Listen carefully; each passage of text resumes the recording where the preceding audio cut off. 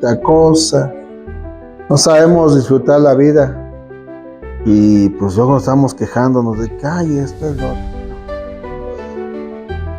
Pero bueno, vamos a orar, vamos a dar gracias a Dios. Que nos enseña hoy. Padre, te damos gloria, te exaltamos, te bendecimos, te glorificamos. No porque solo tú eres bueno, Padre, solo tú mereces la gloria, como es el último canto. Te exaltamos, Señor, porque nadie más merece la exaltación, la alabanza, la oración que tú. Así que todo es tuyo, Señor. Toda nuestra gratitud es para ti y nos dejamos en tus manos esta tarde, Señor. Pensamos que eres un Dios bueno y que al estar aquí podemos ver esa bondad tuya. Así que permítenos este tiempo, estos minutos de aprender, pero para poner en práctica lo que tú quieres que aprendamos, Señor. Tal vez hoy sea algo un poco, pues, no creo que sea aburrido porque aprendemos de tu palabra, pero tal vez no sea lo de siempre. Pero quiero pedirte de tu gracia, tu favor para poder enseñar y la gracia es tuya para el que va a escuchar. En el nombre de Jesús. Amén. Amén. Bueno, nosotros vimos la vida del apóstol Pedro, un poquito de todo su trasfondo, y lo vimos porque vamos a entrar a lo que son sus cartas. Él escribe 2 cartas, la primera y la segunda, ¿verdad? Porque si no, pues eso, nada más son 2 cartas. Entonces, vamos a hacer una introducción a la primera carta para entrar ya de lleno dentro de 8 días con esto. Ahora, las 2 cartas de Pedro son totalmente diferentes.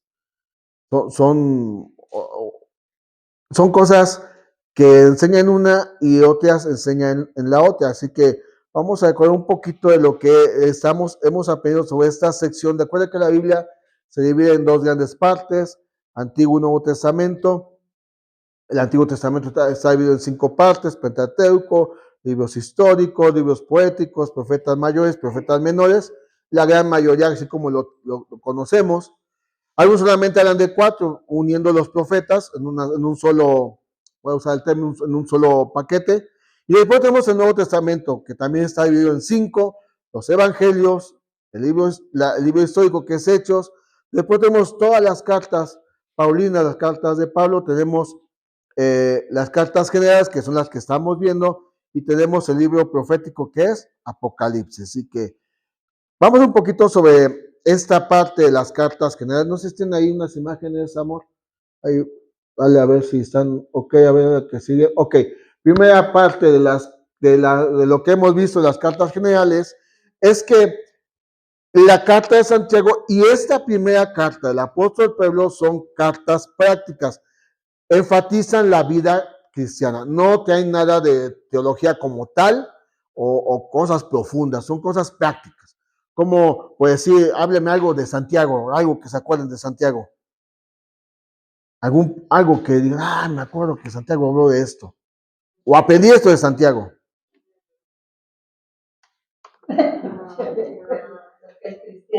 Lo que el cristiano hace, lo que el cristiano da, lo que el cristiano habla. Eso es práctico, o sea, no tiene que ver tanta de, ay, que bajó un ángel. No. Son cosas prácticas. La carta de Santiago y primera carta de Pedro es una carta práctica. Después vemos que la segunda carta de Pedro y la carta de Judas son cartas escatológicas. Su tema central es la segunda venida de Cristo. Acabamos de cantar, ¿verdad? Pronto volverás. ¿Cuántos queremos que Él vuelva? ¿Cuántos queremos irnos con el Señor? Pero no todavía, ¿verdad? Porque hay que pasar el 4 de julio, ¿verdad? Pasando el 4 de julio ya, bueno, ya, Señor. Y luego tenemos las 3 cartas de Juan, que son cartas cristológicas. Todo el énfasis en la persona, la obra de Cristo Jesús. Eso es lo que podemos aprender de las cartas generales en un contexto general. Así que vamos a conocer un poquito de la primera carta de Pedro. La primera carta del apóstol Pedro, bueno, no tiene una fecha exacta de cuándo se escribe. La gran mayoría de los teólogos coinciden que fueron entre los años, a principios de los años 60 después de Cristo, por ahí del 60 al 64. Algunos dicen antes de la gran persecución de Nerón sobre los cristianos. Lo que sí concuerdan es que esta carta se escribe desde Roma. Pero Pedro le da un título a la ciudad de Roma. Acompáñenme a 1 de Pedro, capítulo 5, versículo 12 y 13.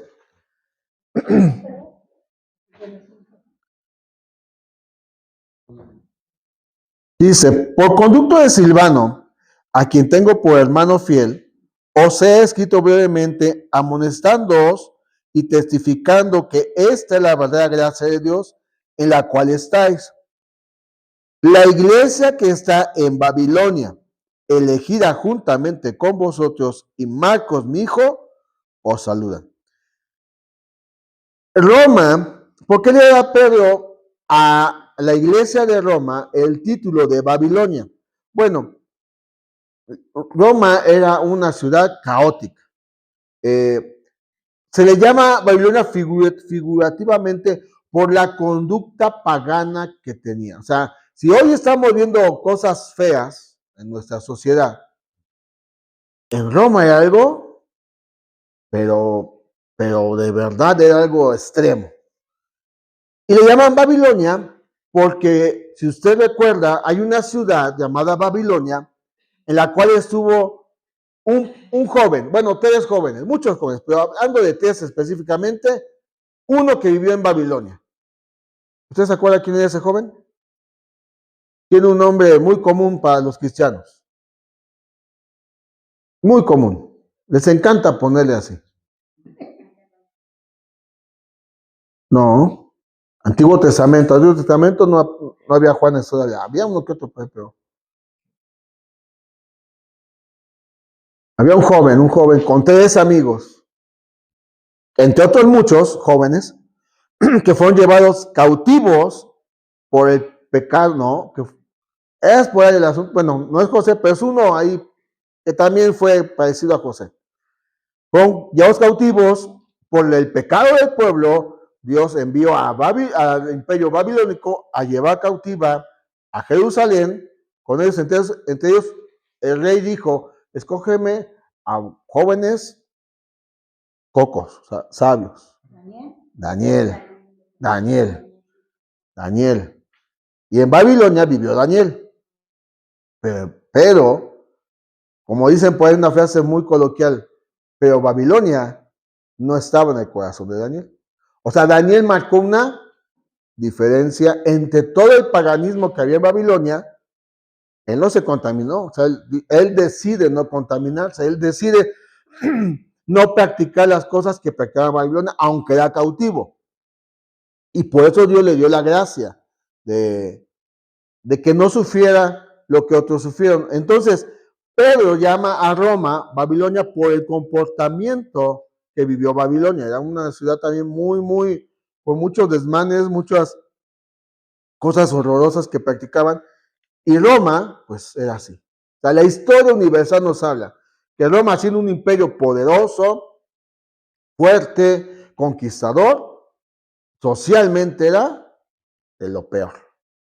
De lo peor con Y y acento en la R. Entonces, imagínense qué tan peor es eso.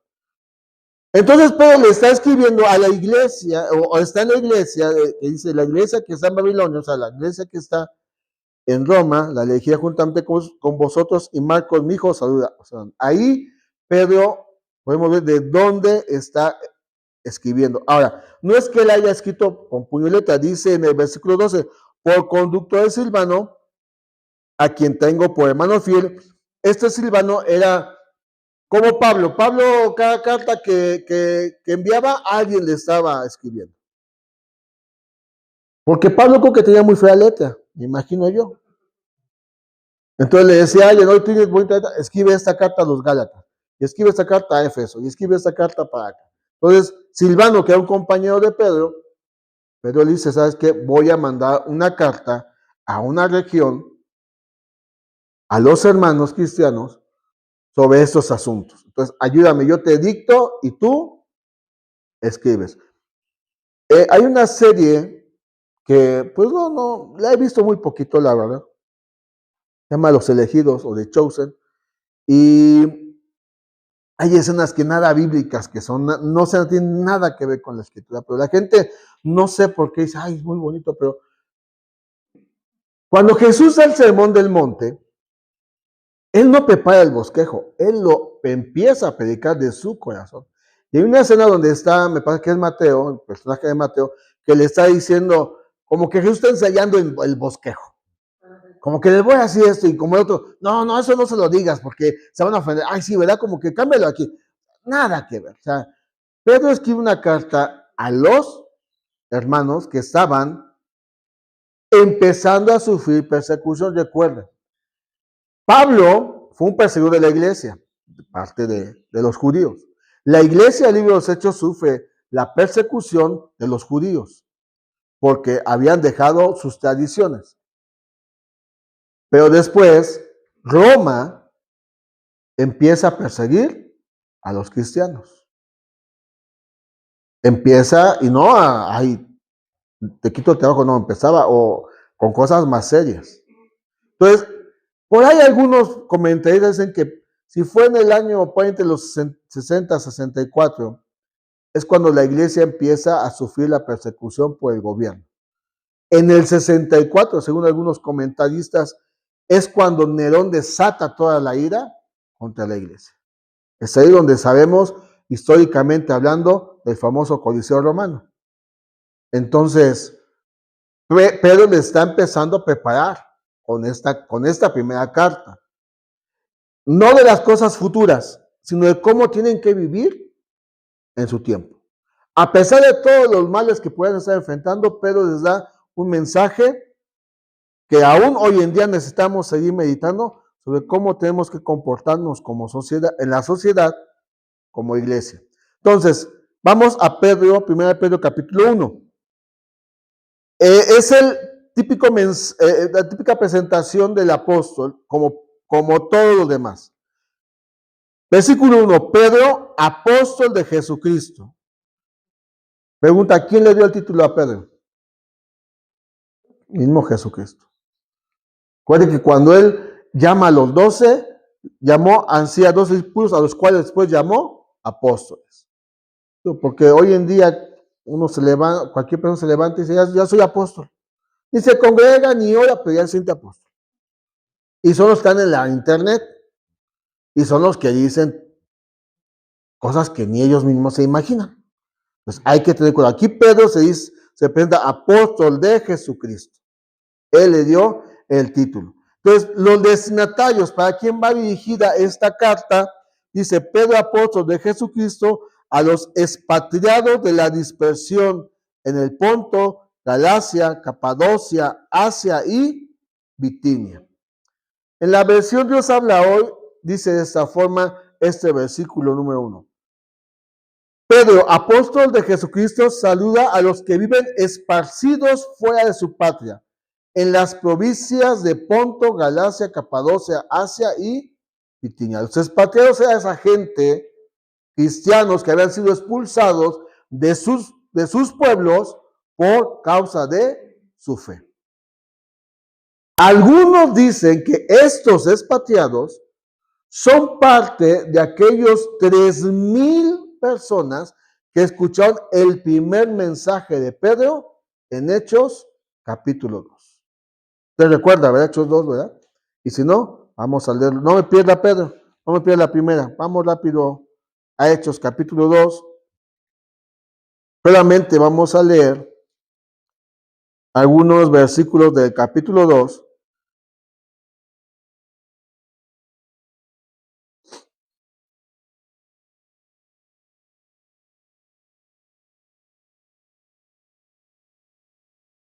Dice en el versículo 1, cuando llegó el día de Pentecostés estaban todos unánimes juntos y de repente vino del cielo un estruendo como de un viento recio que soplaba, el cual llenó toda la casa donde estaban sentados. Versículo 6, y hecho ese estruendo se juntó la multitud y estaban confusos porque cada uno les oía hablar en su propia lengua y estaban atónitos y maravillados diciendo, mirad, ¿no son galileos todos estos que hablan? ¿Cómo pues les oímos nosotros hablar cada uno en nuestra lengua en la que hemos nacido? Partos, medos, elamitas y los que habitamos en Mesopotamia, en Judea, en Capadocia, en el Ponto y en Asia, mismas ciudades que Pedro manda a saludar. Ponto, Capadocia, Ponto, Asia, ¿verdad? En Frigia y en Panfilia, en Egipto y en las regiones de África, más allá de Cirene, y romanos aquí residentes, tanto judíos como prosélitos. Y luego dice en el 14, entonces Pedro, poniéndose en pie con los 11, alzó la voz y les habló diciendo, varones judíos y todos los que habitáis en Jerusalén, os sea notorio y oíd mis palabras. Y como hemos visto desde el jueves pasado, mencionamos un poquito el domingo, Pedro da un discurso lleno del Espíritu Santo que impacta el corazón de 3,000 personas. Dice en el versículo 36, sepa pues certísima toda la casa de Israel que a este Jesús a quien vosotros crucificasteis, yo le he hecho Señor y Cristo. Al oír esto, se compungieron de corazón y dijeron a Pedro y a los otros apóstoles, varones hermanos, ¿qué haremos? Pedro les dijo, arrepentidos y bautícese cada uno de vosotros en el nombre de Jesucristo para el perdón de los pecados y recibiréis el don del Espíritu Santo. Porque para vosotros es la promesa y para vuestros hijos y para todos los que están lejos, para cuantos el Señor nuestro Dios llamare. Y con otras muchas palabras testificaban y exhortaban diciendo, sed salvos de esta perversa generación. Así los que recibieron su palabra fueron bautizados y se añadieron aquel día como 3,000 personas. Entre esos 3,000 personas que podían ser de Mesopotamia, de Judea, de Capadocia, de Frigia, de Egipto, de todas partes, posiblemente eran estos a los cuales Pedro le dice en su primer versículo del primer capítulo de su primera carta, a los expatriados de la dispersión en el Ponto, Galacia, Capadocia, Asia y Bitinia. Entonces, el mensaje que tú puedas dar hoy, no lo creas que se vaya a la basura. Porque 3,000 personas creyeron y posiblemente por eso, esa gente o este mover a través de lo que podemos aprender en los Hechos, de hecho, valga la redundancia, en Hechos 8 viene la primera persecución. Y que lo encabezaba era Pablo, bueno, Saulo de Tarso, era de los primeros que iban adelante, persiguiendo a la iglesia.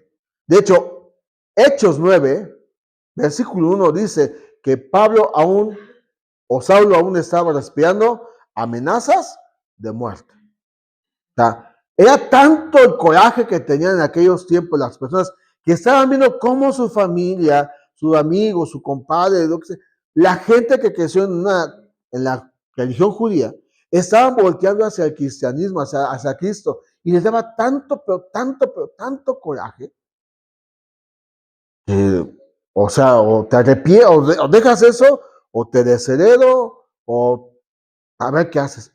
Y muchos fueron expulsados por eso. Entonces, tal vez nosotros no estamos enfrentando persecuciones como en aquellos días, pero sí debemos estar preparados de que algo pueda suceder. No nos debe sorprender. Debemos entender que es parte del plan de Dios. Porque cuando la iglesia empieza a ser perseguida, la iglesia empieza a predicar el evangelio y llegó a regiones que nunca pensaron que podían llegar. Entonces, si algo llega a suceder, es parte de un plan de Dios.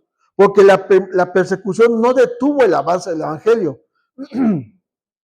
Avanzó. De hecho, el mismo Pedro, usted ya leyó la Biblia, vimos hace 8 días la vida de Pedro. Pedro está en una ciudad llamada Jope y envía por él un centurión, no judío, un romano, pues, que después los iba a perseguir, o sea, no Cornelio, un romano que buscó a un cristiano, y aunque Roma después los persiguió, la gente sabe hoy en día que sí puede haber psicólogos, psiquiatras, terapeutas, brujos y no sé qué tanto, pero sabe que un cristiano siempre tiene la verdad. Entonces te van a criticar, pero cuando tengan que buscar respuesta a algo, te van a buscar a ti. ¿Y tú qué vas a decir? Ay, es que no sé. Ay, le voy a hablar a mí, pásame. Tú ya debes de tener las respuestas. Mira, yo digo, mi esposa que está estudiando, digo, yo no entiendo por qué la gente le hace más caso a un hombre con preparación y cristiana que a la palabra de Dios. No, yo no me cabe en la cabeza. Yo sé que hay cristianos, psicólogos, terapeutas, yo sé que los hay y Dios les bendiga. Pero la gente, o sea, estos hombres no eran psicólogos, tenían el poder del Espíritu Santo en su vida. Y hablaban con tal valor que la gente decía, esta es la neta del planeta. Y hoy los cristianos buscamos más en la ciencia que en las promesas, verdades que Cristo nos ha dejado a nosotros. Digo, si usted quiere psicólogo, gaste sus 1,000 pesos, no tengo problema. Nada más no se le olvide que a Dios se le da lo primero y después se le da a César, ¿eh? Porque, ay, ¿qué pasa? Que como fui al psicólogo, pues tú estás gastando dinero porque quieres. Pues porque quieres. O sea, Hechos 10, Pedro recibe una revelación de un manto descendiendo del cielo y ve a todo tipo de animales y la bola dice, Pedro, mata y come. Y Pedro, bien santo, no, Señor, yo no. Yo nunca he probado esto. Mi boca nunca, sí, judía, o sea, religiosamente nunca lo había comido, pero no era el contexto. Dios le dijo, ve, porque vas a predicarle a otro tipo de personas. Dios le enseñó que no tiene que haber distinción, que no puede haber que favoritismo, no puede haber, ¿cómo se llama? Discriminación a la que estamos con esa famosa palabra. Entonces, el mensaje que usted dé es para todos.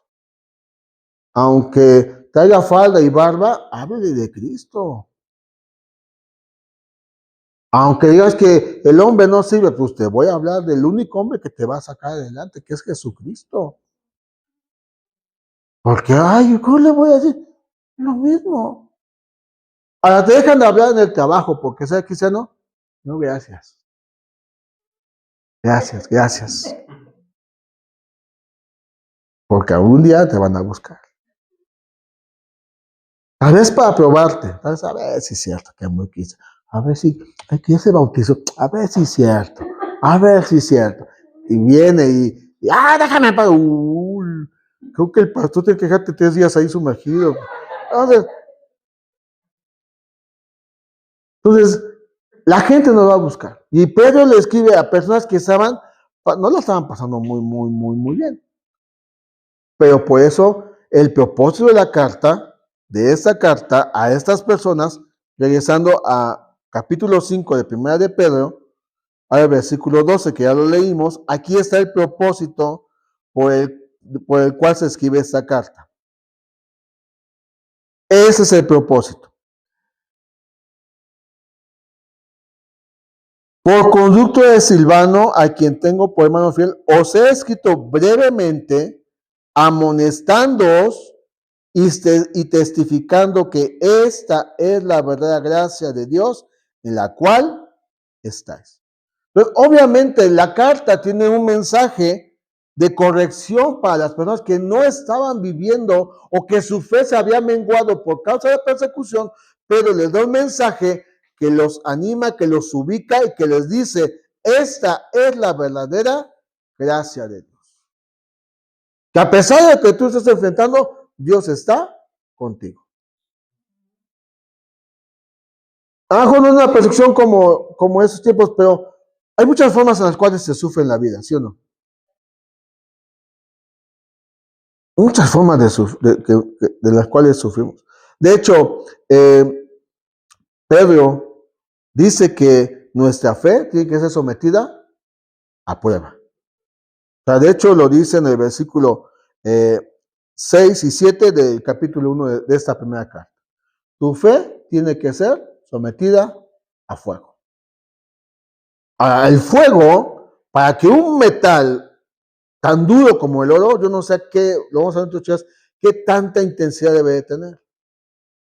Pero recordando un poquito a Daniel, usted recuerda que sus amigos, por el edicto del rey, el rey dijo, te tienen que posar ante mi Dios toda la ciudad. Y esos 3 muchachos que dijeron, ¿cómo crees? Digo, a la gente, con esto de fútbol, pues va al Ángel. Y ya hay tragedias que no entendemos, ¿verdad? Pero bueno. Pues yo sí, el domingo me dice, mi hijo, ahorita vengo, espérate, yo voy, ¿no? Pues vamos a ver. Yo nunca había estado ahí, nunca en mi vida me había metido esas cosas de estar ahí con la espuma y México, ¿no? Me fui y me divertí un rato. Pues en Chimalhuacán tienen el famoso Chimali, ¿no? No sé si ahí fueron a festejar. No sé en los Reyes que haya, pero si no tienen, pues ese es su problema. Pues yo sí me voy a festejar cuando gane México, ¿no? Pero, ¿a qué voy? Que cuando el emperador dijo, se van a postear, estos usted dijo, no. Y usted ya leyó la Biblia, usted sabe qué fue lo que les pasó. ¿A dónde los echaron? Al fuego. Al fuego, la fosa de fuego. Y no solamente estaba calentito, ¿verdad? Le subieron hasta 7 veces. Algo que quienes los echaron, hasta ellos mismos se quemaron. Pero usted recuerda la historia, no sé si la ha visto en la famosa novela, porque a Juan no la leyó, ¿verdad? Ahí estaban 3 supuestamente, ¿verdad? Y el Nabucodonosor dijo, oigan, ¿cuántos echaron? 3. No, había 4. ¿Quién es ese cuarto? Era Cristo. Pues aunque las pruebas vengan, sabemos que no estamos solos. Ahora, las pruebas pueden venir de todas formas y colores, porque puede ser una enfermedad, puede ser una dificultad económica, puede ser una pérdida de un familiar. Entonces, las pruebas pueden venir de diferentes formas. Y Pedro, esta carta es para animar a la iglesia que está en Roma, en ese lugar, pero que de Roma sale el mensaje para la iglesia que está esparcida en diferentes lugares, porque estaban enfrentando dificultades. Que a pesar de la prueba, Dios estaba ahí con ellos. Y es que solo la gracia de Cristo Jesús nos puede dar fuerza y valor para enfrentar esos momentos que sí llegan a nuestras vidas. Así llegan. El falso evangelio que se ha predicado de años atrás hasta hoy en día, tú no debes de sufrir. Estás enfermo, estás en pecado. Lo estoy diciendo así, y todo lo llevan a un contexto fuera de lo que es el contexto bíblico. Entonces, Pedro le está animando a la iglesia a saber cómo va a enfrentar la prueba que le iba a venir a través de la persecución que vendía por Roma. Entonces, cada vez que vemos alguna carta, siempre hemos hablado que hay un versículo central de toda la carta. Cada capítulo usted puede descubrir un versículo que para usted dice, este versículo es para mí.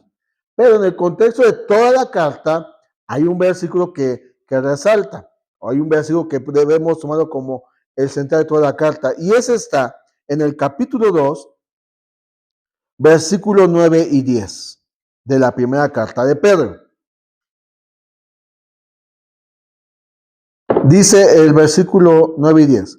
Mas vosotros sois linaje escogido, real sacerdocio, nación santa, pueblo adquirido por Dios, para que anunciéis las virtudes de aquel que os llamó de las tinieblas a su luz admirable. Vosotros que en otro tiempo no eras pueblo, pero que ahora sois pueblo de Dios, que en otro tiempo no habías alcanzado misericordia, pero ahora habéis alcanzado misericordia. ¿Con quién caminó Pedro? Dígame usted. Simplemente con Jesús. Y usted recuerda, y creo que lo mencionamos el domingo, que una iglesia que crece es aquella que predica el evangelio, es aquella que cumple la comisión que Jesús nos dejó. Vayan y hagan discípulos. prediquen el evangelio a toda criatura. Esa es la comisión.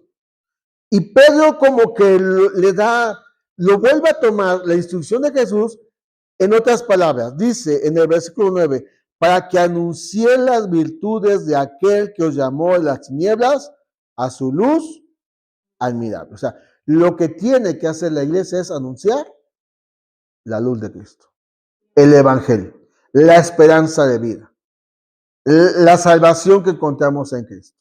Eso es lo que la iglesia tiene que anunciar y Pedro lo lleva a esto. Antes nosotros, dice en el 10, no éramos pueblo. No éramos pueblo salvo. Éramos gentiles. Hoy somos hijos de Dios. Somos mexicanos, pero somos hijos de un rey. ¿Sí? Digo, algunos aparentamos ser alemanes, pero no. Somos mexicanos. Entonces, nuestra labor, no importando ni el tono de nuestra piel, ni nuestra capacidad de estudio secular, ni nuestra posición social, no debe de afectar. Al contrario, donde de Dios me sacó es de las tinieblas, del pecado, de la muerte, y me trasladó a su reino. Ahora he alcanzado misericordia. Pero hay muchos que afuera no la han alcanzado. No la conocen. No saben qué es eso. Esa es nuestra labor. Ahora, vamos a verlo en estos jueves, cómo debemos comportarnos. Pero eso, el comportamiento tiene que anunciar que en Cristo Jesús hay misericordia, que hay una oportunidad de vida, y no solamente de cualquier vida, de la vida eterna. Entonces, estos dos versículos, 9 y 10, son el pasaje central de esta carta. ¿Sí? Le invito a que lo memorice porque seguramente va a venir en el próximo examen. 9 y 10. Ahora, en el capítulo usted puede descubrir el versículo que usted dice, este versículo es para mí. Este es el versículo central del capítulo. ¿Sí? Puede ser otro. Es más, inclusive usted puede decir, bueno, para mí este es el central de toda la carta y está bien. No hay problema con eso. No se pierde la salvación ni nada. Si usted dice, para mí es otro pasaje, amén, gloria al Señor. La cuestión es que usted lo descubra. ¿Y cómo lo va a descubrir? Así que le invito a que lea la carta. Pero vamos a ver que en el primer capítulo hay varios versículos que podemos decir, este es el central. Bueno, podríamos decir que el central del capítulo 1 podría ser el versículo 6 y 7. En lo cual vosotros os alegráis, aunque ahora por un poco de tiempo, si es necesario, tengáis que ser afligidos en diversas pruebas, para que, sometida a prueba vuestra fe, mucho más preciosa que el oro, el cual, aunque perecedero, se prueba con fuego, se hallará en alabanza, gloria y honra cuando sea manifestado Jesucristo. Podríamos decir que ese es el pasaje de ese capítulo. Pero yo en lo personal me voy a quedar con el versículo 15. Sino como aquel que os llamó es santo, sed también vosotros santos en toda vuestra manera de vivir, porque escrito está, sed santos, porque yo soy santo. Usted puede decir, bueno, para mí es cualquiera de dos u otro versículo. Yo creo que cuando vemos que Pedro está llamando a los expatriados, le está animando, le está volviendo a ubicar, muchachos, ustedes fueron llamados a vivir en santidad. No está basada la santidad a las cuatro paredes, cada jueves, cada viernes o cada reunión. No, la santidad es todos los días, porque ese es nuestro estilo al cual Dios nos llama. Y entonces, bueno, podemos ver esto en general, pero solamente vamos a ver hoy dos versículos. La otra semana estaremos viendo otras partes del primer capítulo, ¿sí? A lo mejor esta carta de Pedro nos extendemos un poquito más porque trae muchísima enseñanza. Versículo por versículo podemos sacar mucha enseñanza para nosotros. En todas las cartas, en toda la escritura podemos encontrar algo en cada versículo cuando nos sentamos y nos concentramos en lo que voy a leer. Si me voy a sentar a leer viendo cómo juega Brasil, pues necesito un tiempo. Entonces, en los dos primeros versículos vamos a meditar estos 10 minutos que todavía me quedan. Versículo 1, capítulo 1 de la primera carta de Pedro, dice: Pedro, apóstol de Jesucristo a los expatriados de la dispersión en el Ponto, Galacia, Capadocia, Asia y Bitinia, elegidos según la presencia de Dios Padre en santificación del Espíritu, para obedecer y ser rociados con la sangre de Jesucristo, gracia y paz os sean multiplicadas. Entonces, en estos dos primeros versículos vamos a aprender varias cosas. Primeramente, versículo 2, vamos a encontrar a la Trinidad en acción. Usted sabe que nosotros creemos en un Dios en tres personas, un solo Dios. Alguien mencionaba en tres esencias. No sé si sea correcta la palabra esencia, pero creemos en un Dios que tiene tres personas, tres personalidades. Dice, elegido según la presencia de Dios Padre. Ahí vemos al Padre. En santificación del Espíritu. Vemos a Dios Padre, a Dios Espíritu. Y luego dice, para obedecer y ser rociados con la sangre de ¿quién? De Jesucristo. Y vemos al Hijo. Mi maestra de teología siempre me decía, no de teología, ¿qué materia me dio la hermana Rocío? ¿Te acuerdas? Teología me dio, pues creo que teología me dio Joel, el maestro Joel.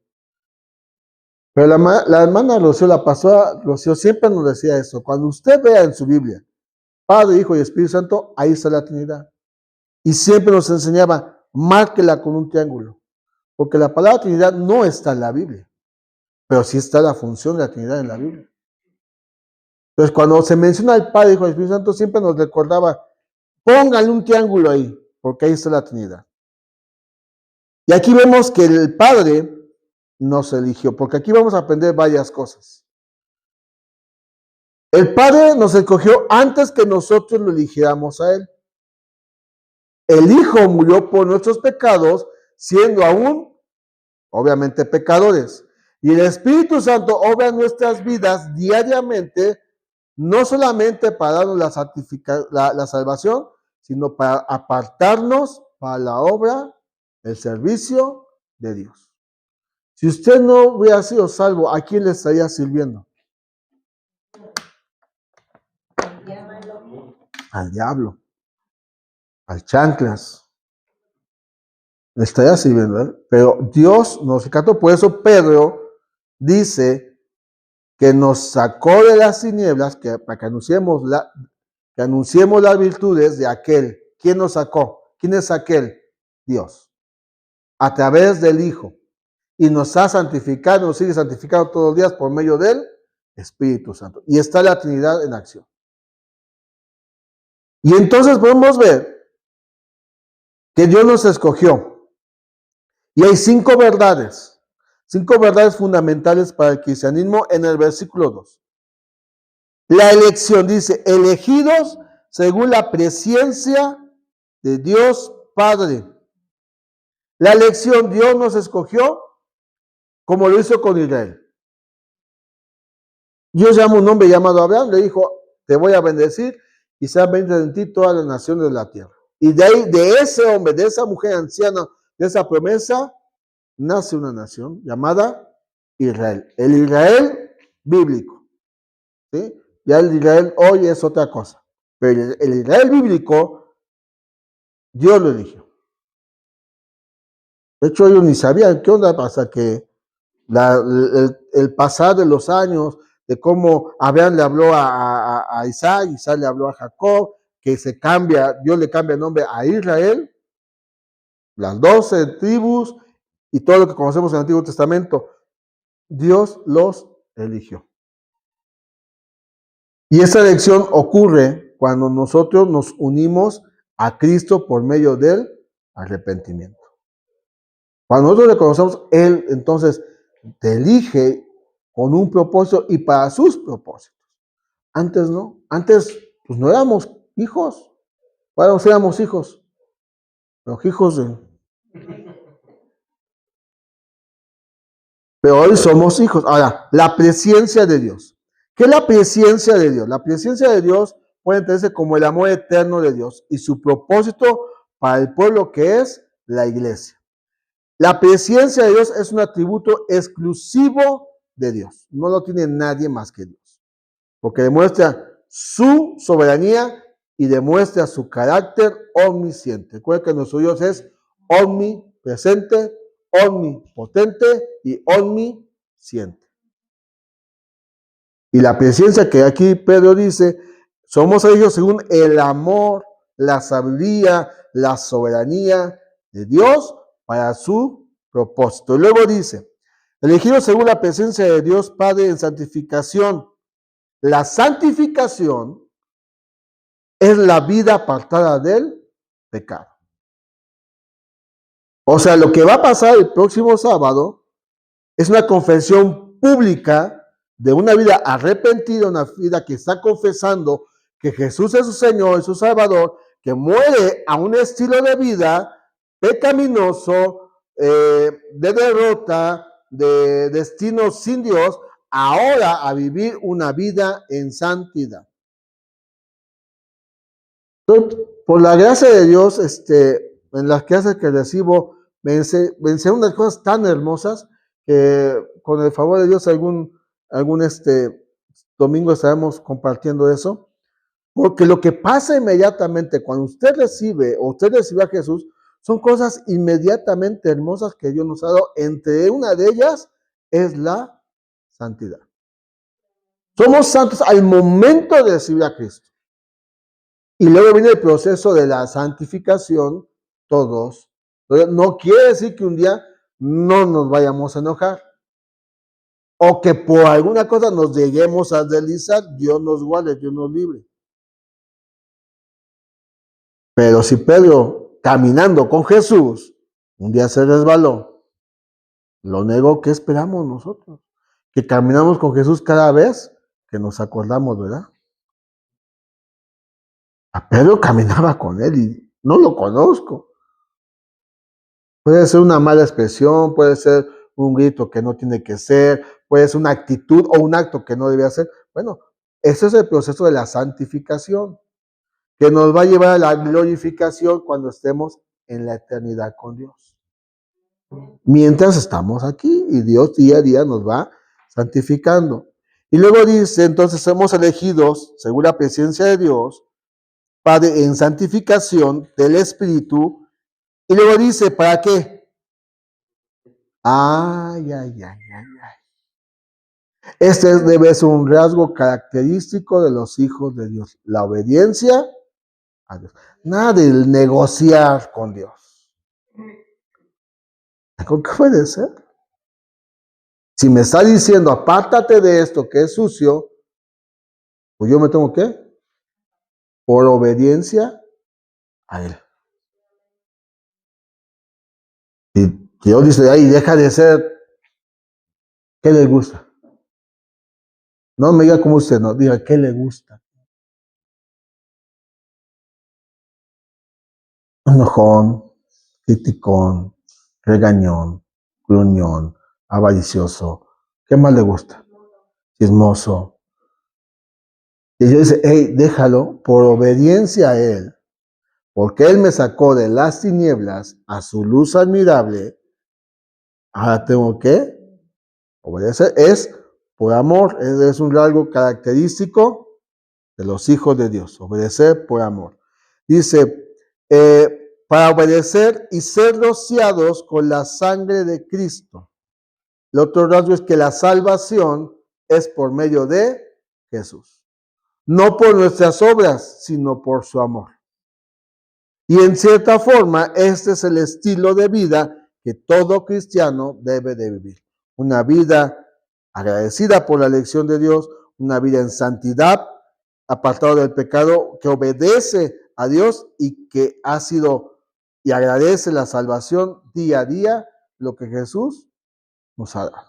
La salvación hoy en día se ha menospreciado. Hoy mucha gente dice, pues soy hijo de Dios, pero ¿cómo está viviendo? Y desprecia la salvación, menosprecia la salvación. Y sabemos que Dios es bueno, ¿verdad? Pero no abusemos, no abusemos. Hay que ser agradecidos con Dios. Entonces, no sé si tenga otra imagen por ahí, amor. A ver. Bueno, eso es la elección, la presencia de Dios, la santificación, la obediencia y la salvación. Entonces, ¿qué podemos aprender? ¿Cómo podemos resumir? ¿Cómo podemos dividir esta carta? Con tres cosas. Las grandes bendiciones de Dios a su pueblo. Y eso lo podemos ver desde el capítulo 1, versículo 1, hasta el 2:10 que nos vamos a aprender de memoria. Toda la lista, todo esto son bendiciones que Dios nos ha dado para nosotros. La que sigue, ponle la que sigue. Viene la parte, la conducta del pueblo de Dios en medio del sufrimiento. ¿Cómo reaccionamos ante las pruebas? De hecho, en el capítulo 2, versículo 11, arribita está un título que dice, viví como siervo de Dios. O sea, ser cristiano no es solamente las 2 horas aquí. Ser cristiano es toda la vida. Y tenemos que vivir sirviendo, aunque a veces sean cuestiones un poco complicadas en la vida. Y eso podemos desde el capítulo 2, 11 hasta el 4, 19 de esta carta, lo vamos a estar viendo. Y luego la última es el pastoreo del pueblo de Dios en medio del sufrimiento.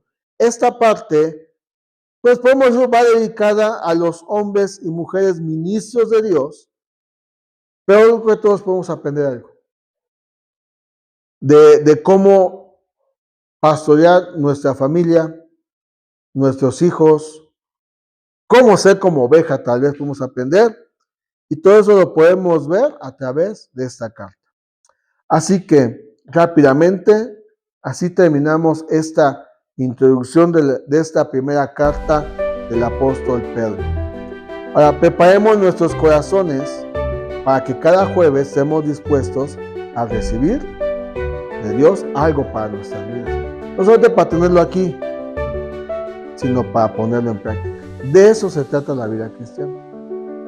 Y los hombres a los cuales fue dirigido el mensaje no estaban en un lecho de rosas. Estaban enfrentando pruebas.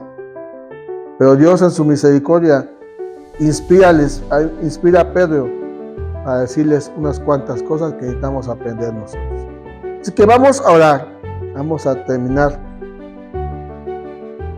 Que Dios nos ayude, pero seamos agradecidos con Dios por lo que Él nos ha dado. En su sabiduría Él nos escogió, nos llamó por nombre y nos escogió para que seamos su pueblo, para que seamos sus hijos. Pero nos lleva a un proceso de vida, día a día ser santos, día a día ser obedientes, día a día ser agradecidos por lo que Él nos dio. Mire, no hay mayor regalo que usted y yo podamos recibir que la misericordia de Dios, la salvación por medio de Jesús. Así que Padre, te damos gracias, Señor, por